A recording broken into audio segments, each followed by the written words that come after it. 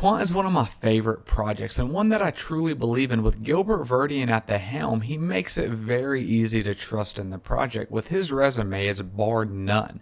But I am starting to realize that this may not be the bull run for Quant. Central bank digital currencies is a big profit for Quant's overall overledger technology, and it will be a number of years until that happens. In this video, we're going to go over what would be a fair market value for Quant right now, what is the holdup on CBDCs, and what countries are currently working on central bank digital currencies. We're going to get into all of that and more, but first I want to welcome you all back to Freeman Finance and Crypto, where if it makes money, it makes sense, guys. We've had over 1,000 subscribers in the last 28 days. Thank you all. If you're not one of those 1,000 subscribers, please pause the video, hit subscribe, hit the bell notification, and welcome to the Freeman in Finance family.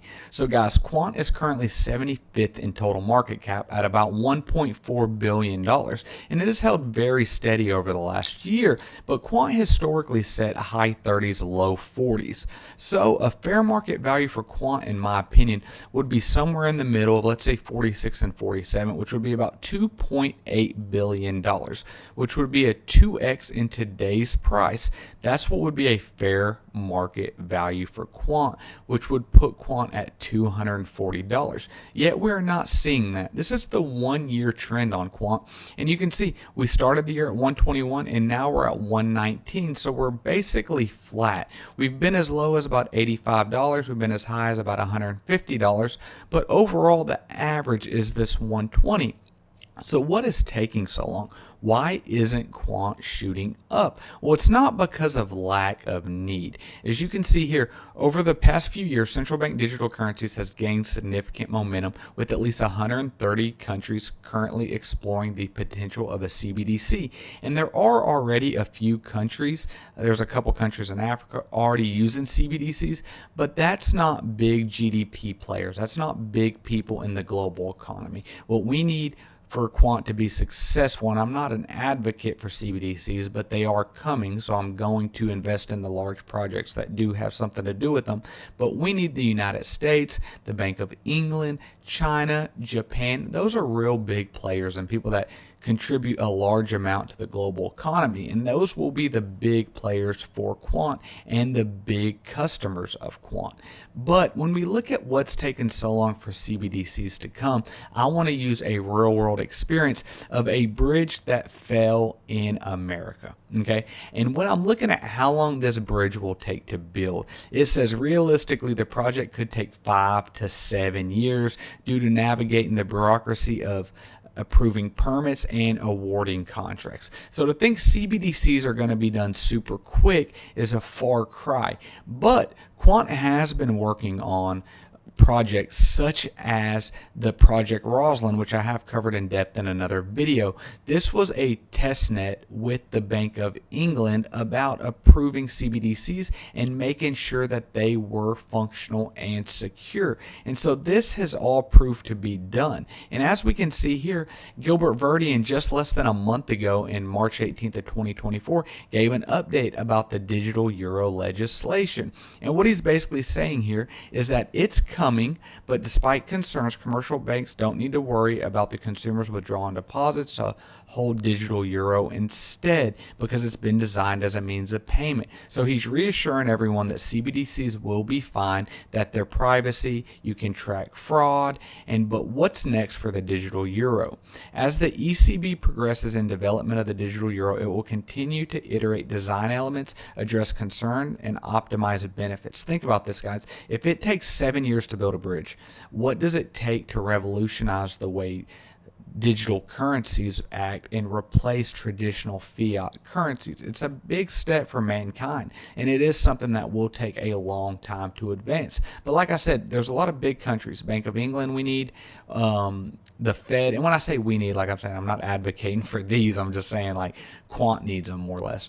But you can see here, this is the Fed, the United States Federal Reserve website, and they keep getting questions asked about CBDCs, and they don't ever refute the claims claim that they're looking at CBDCs. They just keep saying that the Federal Reserve is committed to ensuring the continued safety and availability of cash and is considering a CBDC as a means to expand safe payment options, not to reduce or replace them. So they're definitely going towards CBDCs. It's just going to take a lot of time. Building a bridge takes 7 years, guys. CBDCs will take a while. I'm probably guessing around 2030. But if we look at this, there's a lot of countries working on CBDCs. Some of them aim to launch it in 2024, such as Brazil. But you know how it is with anything in the government. They give a date and it gets delayed. It's with bureaucracy, permits, all kinds of approvals. It takes a long time. But one of them, the roadmap for the digital yen in Japan, is set to have a decision made by 2026. So I think 2030 is a safe estimate for dates. And I think this really falls into the way I think this whole tokenization of assets will work. I think this bull run over, say, 24 to 27 will begin tokenization of real world assets. So this is real estates and stuff like that. Then following after that's proven successful, it will be central bank digital currencies. So now there will be real world assets closed off chain with real CBDCs. And so this is the way I expect these cycles to go. So I do think the following bull run will be heavily in ISO 20022 tokens, which is HBAR, Quant, XLM, even XRP, even though it's been stagnant for a long time. But we can't lose faith in projects and why we had conviction in them in the first place, guys. Gilbert Verdian, he has a resume bar none to nobody. If you look, he's been the CEO and founder of Quant for the last 6 years. So that's 6 years of working on this technology. When you look at companies like Amazon, Alibaba, Google, it was years and years before they turned a profit. And it takes a lot of time and dedication and resources and commitment to make these large projects successful. But he's been the chief information security officer at a MasterCard company, security lead, integrating supply and trading digital security at BP. I mean, this guy's resume is the absolute best person in the world to be leading Quant, and that is why he is there, and that is why he founded it. There is no other person to be doing it. But guys, Quant is going to be okay. It has better tokenomics than anything else with a total supply of less than 15 million. So what that means is when Quant runs, when the demand for Quant goes up, this is going to skyrocket. There is no doubt about it in my mind. But anyways, guys, I do think we're going to be waiting one more bull cycle before we really see the returns yielded for Quant.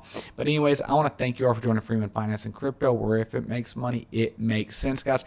Let me know down in the comments, what do you think about Quant? Do you think my timeline is correct on real world assets and then going into CBDCs or overledger technology for these big businesses getting into blockchain? And watch one of these two videos above. And if you haven't already, subscribe. Please subscribe. Now, I appreciate you all. Thank you.